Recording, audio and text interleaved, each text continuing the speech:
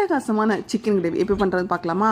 அதுக்கு பார்த்தீங்கன்னா பேனில் ட்ரை ரோஸ்ட்டாக பண்ண போகிறோம். 2 டேபிள் ஸ்பூன் மல்லி, அதுக்கப்புறம் 1/2 டீஸ்பூன் சோம்பு, 1/2 டீஸ்பூன் சீரகம், அதுக்கப்புறம் 1/2 டீஸ்பூன் மிளகு, 2 வரமிளகா, 1 காஷ்மீரி, 1 பிரியாணி இலை, 2 துண்டு கடல் பாசி, 2 துண்டு பட்டை, அதுக்கப்புறம் 5 கிராம்பு, அதுக்கப்புறம் 5 ஏலக்காய் போட்டு நல்லா ட்ரை ரோஸ்ட் பண்ணுங்கள். வீடே மனமாக இருக்கும். அதுக்கப்புறம் அதை எடுத்து வச்சுட்டு அதுக்கப்புறம் தேங்காய் ஒரு 1/4 மூடி அளவுக்கு அதை வந்து நல்லா ட்ரை ரோஸ்ட் பண்ணி எடுத்து வச்சுக்கோங்க. எடுத்து வச்சுட்டு இதெல்லாம் ஆறுனது ஃபைன் பேஸ்ட்டாக அரைச்சி எடுத்து வச்சுக்கோங்க.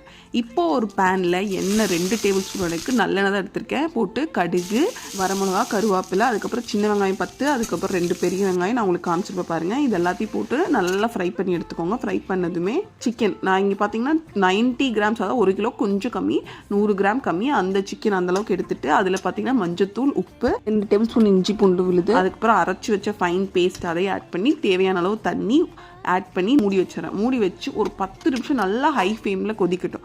கொதிச்சதுக்கப்புறம் மறுபடியும் ஓப்பன் பண்ணி கொஞ்சம் நல்லா பரட்டி விட்டுட்டு மறுபடியும் என்ன பண்ணுங்கள், ஒரு 10 to 15 மினிட்ஸ் ஸ்லோ ஃப்ளேம்லேயே நல்லா கொதிக்கட்டும். உங்களுக்கு சிக்கன் நல்லா வெந்துடும். கடைசியாக ஓப்பன் பண்ணி எண்ணெய் பிரிஞ்சு வரும்போது கொத்தமல்லி போட்டு இறக்கி வச்சிங்கன்னா செம்ம டேஸ்ட்டாக இருக்கும். நாங்கள் இன்றைக்கி சப்பாத்திக்கு வச்சு சாப்பிட்டோம்.